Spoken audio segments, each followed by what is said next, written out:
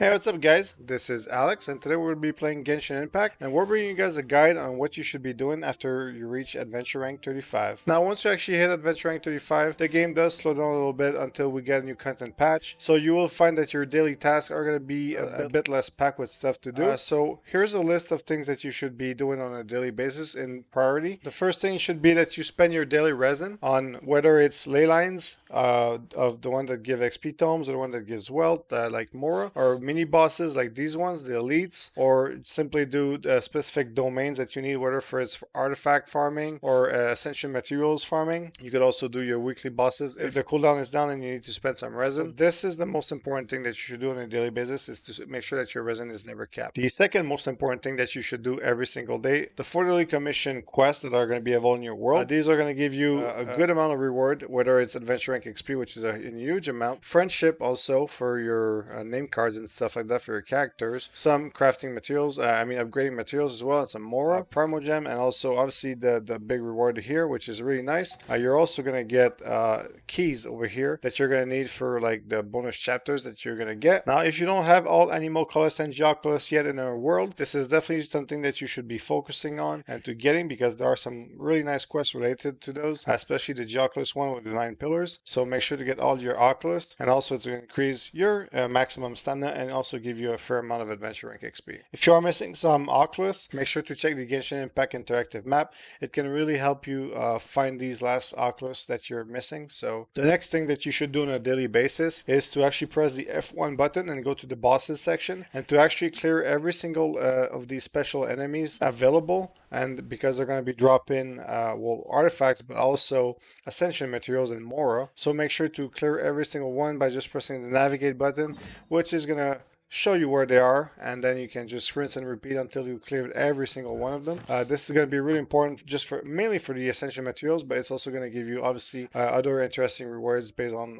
the difficulty of your world, whether it's artifacts or more stuff like this. Now, do not forget that you have the Mondstadt region and the Liu region that you need to clear. Obviously, you can always prioritize the Ascension materials that you need the most. Once you're going to get to know the world a little bit more, you're going to notice that these lists as actually don't have all of these units in it. So make sure to mark any other like special units that you're going to encounter, even though they're not part of the books. A good example for this is the rune guards, for example. On this island over here at the bottom of the map, there's actually 4 rune guards here, and they're not part of that list, so make sure to go whoop them. Now this next one is actually pretty fast. Every day make sure to buy all of the 5 blacksmith items from your blacksmith. They're going to really eventually add up once you're going to have a lot of them for weapon XPs.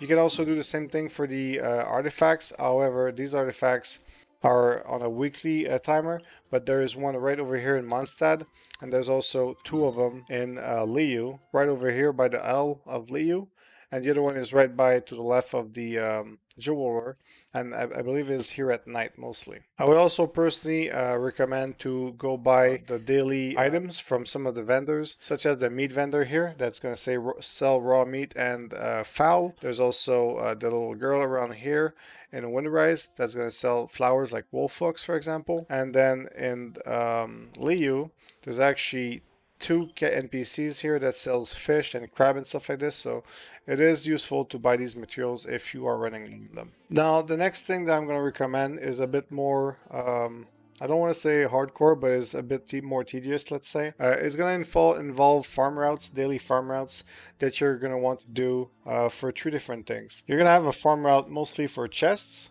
you're going to have a farm route for artifacts, and you're going to have a farm routes for like ores and that type of materials. So I would recommend definitely to use the Genshin Impact interactive map, and from there to draw your own farm routes based on like the number of chests that you notice respawn, the common chests and stuff like this. For artifact routes, the map actually suggests some beta artifact routes that you can do, but it's definitely going to be important to continue farming these items on a daily basis if you want to be able to upgrade these 5-star items once you get them. Now, what you can also do if you're a bit too lazy to deal with farm routes and the interactive map is going to be to basically mark a specific location that you really feel are useful to go on a daily basis, whether it's special enemies like the behemoth that's on this little island, for example, or specific chunks of ores. You could also be marking, like over here, for example, there is like some kind of wine cellar that has about like 7 or 8 artifacts that are usually white or green that you can go get on a daily basis.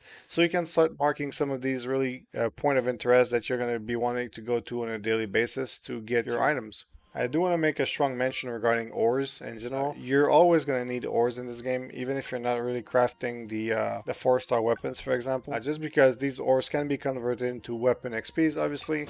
So it's going to be important to convert a lot of ores on a daily basis, and also to collect every single ore that you find across either your world or your friend's world or whatever, because they're really going to add up to your experience for your gear. Now the last part would be to farm just any other type of material that you find across the world. A good example would be like the crabs, the fishes, the frogs, the lizards, and just any more creature that you can find, whether it's meat and stuff like this also is going to be useful. Obviously there are some really good areas, like there's an island over here that has a lot of crab on them if you want to hunt some crab. So, and really to do like to get some of your cooking materials so that you're going to be prepared whenever we reach harder content. Alright guys, I hope that this video was actually useful to you guys. Maybe help you a little bit more prioritizing on what you should be doing after you hit Adventure Rank 35. The game does slow down quite a little bit, and we're all going to be looking forward to the new content, but we will have to be a little bit patient.